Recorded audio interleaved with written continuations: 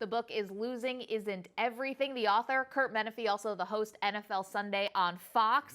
Thank you so much for being here. My pleasure. One of the stories you chronicle in the book is Craig Ehlo. And we all know the shot, Michael Jordan's shot, 1989, of course, the first round of the Eastern Conference playoffs, and he was on the losing end of it. How did that affect the rest of Ehlo's life? You know, Ehlo's another amazing story because one of the things you go back and you start remembering things as you research the book that I'd forgotten that Ehlo scored 24 points in that game. It was the most he ever scored in the playoffs.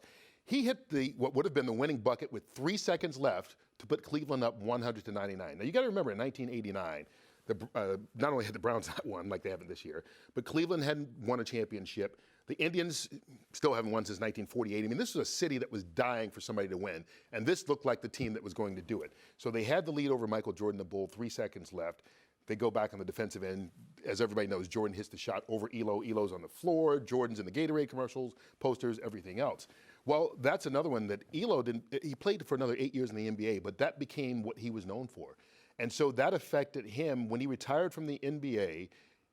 Long story short, he wound up having a drug problem.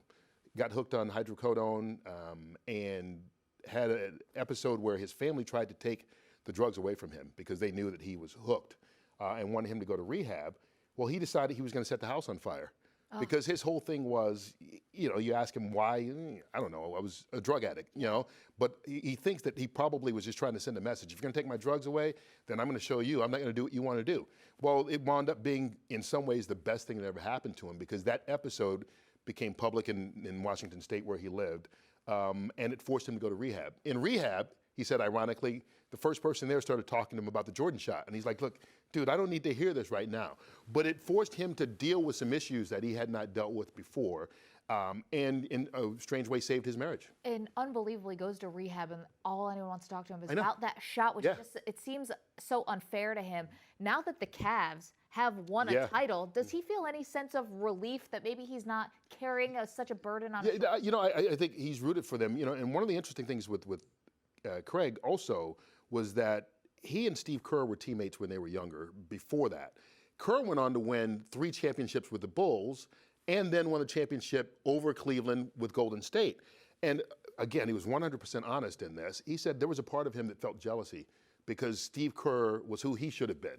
He should have won those championships, and maybe he would have gotten a coaching job. And these things that didn't happen in his life because he didn't win, you know, that maybe there was a little bit of Kerr that he, even though he was happy for his friend, of course, they're still friend, but there's a little bit of him that it still bothered. So I think that was interesting to hear. But I do think that the Cavaliers, having won, took a little bit of burden off of him, took a little bit of pressure off of him, and you know, allowed him to kind of move on. Not every story in the book is bad, by the way. It's not There's all some bad. great ones. John Van de Velde, who blew the British Open 1999, only needed a 6 on the last hole, wound up getting a 7th and losing in a playoff.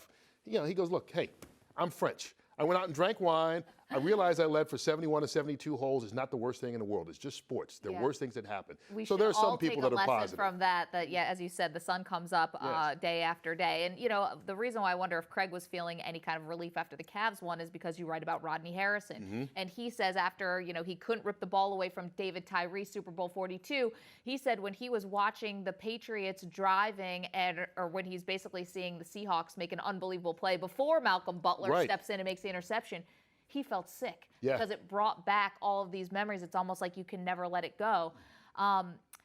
One team that has been synonymous with losing are the Chicago Cubs.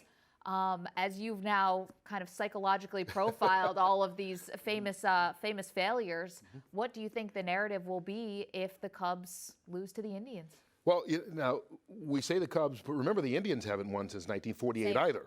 So, and especially being up 3-1, if they wind up losing, that may be a whole book on its own. The sequel. Because they came so close. But, you know, one of the things I do think, it's funny because my wife grew up in Chicago and is a Cubs fan. And as soon as they went down and they lost Game 3, she's like, okay, we're done. Because they're built that something bad is supposed to happen to their team. I do think, though, if you look at this squad, I mean, everybody's 23, 24, 25. I think the Cubs are going to, if they don't win it this year, they're going to win a World Series or 2 probably in the next 5 years. And so I think their youth is going to help them in the situation. This is not a team, like the Cleveland Cavaliers were, or you look at lots of Mets teams or teams throughout history. They've been old, grizzled veterans, and Junior Seau was part of that Patriots team that was perfect. It was his last chance to win a Super Bowl. These guys are so young that we'll be back next year or the year after, and I think that'll be their approach. Don't let them read the chapter about Ron Washington and the Rangers if you think you're going to be back there and get it done. Though, Curt, congratulations. Great read. Really appreciate it. Thank you so much.